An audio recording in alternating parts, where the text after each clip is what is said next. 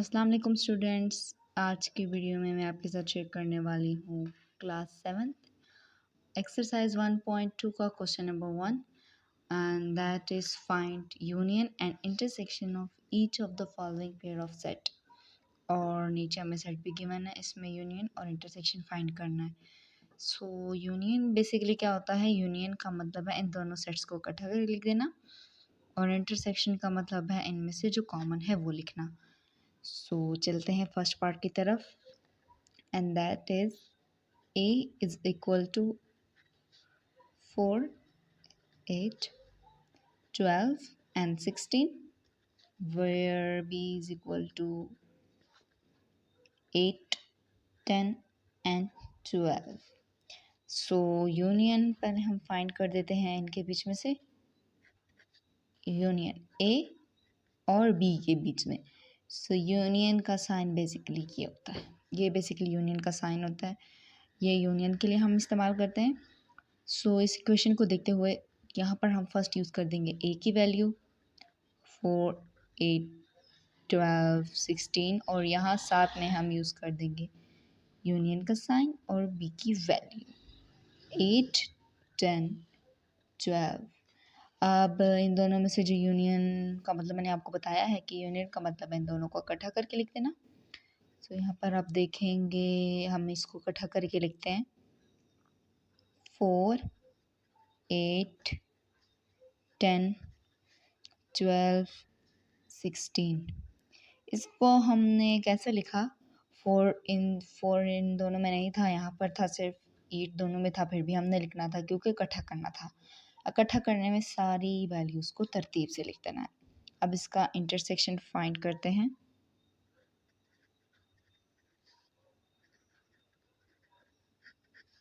Intersection basically ये sign है intersection का, और इंटरसेक्शन का मतलब मैंने आपको बताया है कि इन दोनों में से कॉमन लेना।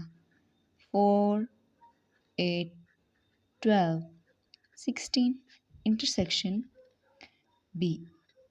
b की वैल्यू है 8, 10, 12। सो इंटरसेक्शन b हमारे पास क्या आ जाएगा, इन दोनों में से जो कॉमन है वो लिख देंगे, एंड दैट इज़ 8 और 12 कॉमन आ गया। ये आंसर आ गया इंटरसेक्शन का। ये हमारा फर्स्ट पार्ट कंप्लीट हो गया। अब हम चलते हैं सेकंड पार्ट की तरफ, that is c is equal to e, f, g, h and d is equal to q और s and t। इसमें भी हम पहले फाइंड करते हैं union c union d, c, e, f, g, h and d। Union का sign आ जाएगा and d is equal to q और s t। अब इन दोनों में यूनियन का मतलब क्या हुआ कि इन दोनों को इकट्ठा करके लिख देते हैं बिल्कुल ऊपर वाले की तरह, g, h और ये इसके बाद आगे आ जाएगा q, r, s and t। That's the answer of union 1। और अब इंटरसेक्शन को फाइंड करते हैं। इंटरसेक्शन आ जाएगा हमारे पास c intersection d is equal to c की वैल्यू इंटरसेक्शन d। सो इनमें से कुछ भी कॉमन नहीं है जो हम इंटरसेक्शन, इंटरसेक्शन में आंसर आएगा एम्प्टी, क्योंकि इनमें कोई भी ऐसा एलिमेंट नहीं है जो कि हम कह सकें कि कॉमन आ रहा है। अब थर्ड क्वेश्चन क्या है हमारे पास,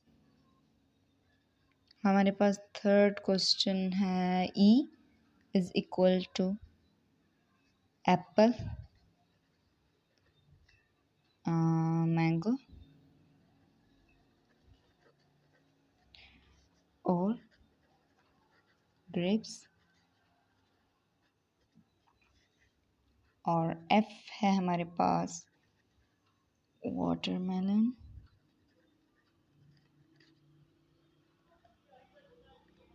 एंड एंड यहाँ पर आ जाएगा मैंगो।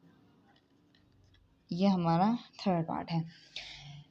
सो यहाँ पर भी हम सबसे पहले ई यूनियन एफ फाइंड करेंगे। सो ई की वैल्यू डाल देंगे apple, mango, grapes, then union F, watermelon and इनमें यूनियन का क्या मतलब, इन सबको इकट्ठा करके लिख देना apple, mango, grapes, sorry comma, watermelon and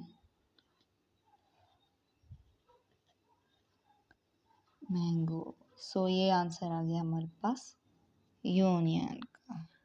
अब चलते हैं हम अपने नेक्स्ट पार्ट की तरफ, जो कि है इंटरसेक्शन फाइंड करना है हमने। ई इंटरसेक्शन एफ और ई की वैल्यू हम लिख देते हैं Apple. Apple, mango and grapes है, एप्पल, मैंगो, ग्रेप्स। इंटरसेक्शन क्या आ रहा है हमारे पास यहाँ पर, नहीं, इंटरसेक्शन वाटरमेलन एंड मैंगो। अब इसमें से हमने फाइंड करना है इंटरसेक्शन, मतलब कि इंटरसेक्शन का मतलब हुआ कि इन दोनों में से जो कॉमन आ रहे हैं। सो इनमें से हमने देखा कि कॉमन आ रहा है मैंगो। सो इसका आंसर आया हमारे पास है mango, because mango is the common one. So here's the answer of intersection. अब करते हैं हम लोग fourth part and that is C.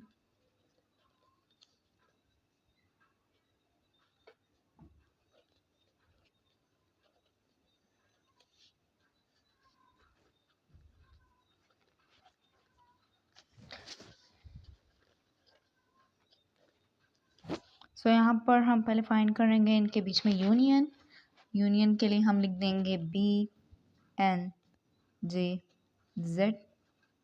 Union.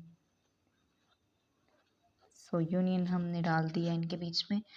इनमें से कुछ भी इकट्ठा करने को नहीं है इतना खास, मतलब कि यहाँ पर एक में वैल्यू है जबकि दूसरा एम्प्टी है, तो इसमें आ जाएगा हमारे पास वही वैल्यू, यही वैल्यू हमारे पास आ जाएगी यूनियन में। और अब इसका इंटरसेक्शन फाइंड करते हैं, जी इंटरसेक्शन H जो कि है BNJ इंटरसेक्शन। अब यहाँ पर आप देख सकते हैं कि इनमें से कुछ भी ऐसा नहीं है जो कि हम कॉमन में ले सकते हैं। सो यहाँ पर आंसर आ जाएगा एम्प्टी, आंसर हो गया आंसर ये हो गया इसका intersection and that is the union. इन दोनों का यूनियन एंड इंटरसेक्शन भी हमने फाइंड कर दिया है और यहाँ पर आज हमारा होता है क्वेश्चन नंबर 1 ख़त्म। अगर आपको आगे की क्वेश्चन चाहिए तो मुझे इन्फॉर्म कर दें प्लीज़ कमेंट में। सो मैं आपको आगे के क्वेश्चन भी दे दूँगी। अगली वीडियो के लिए मेरा इंतज़ार करिएगा। Thank you. अल्लाह हाफिज़।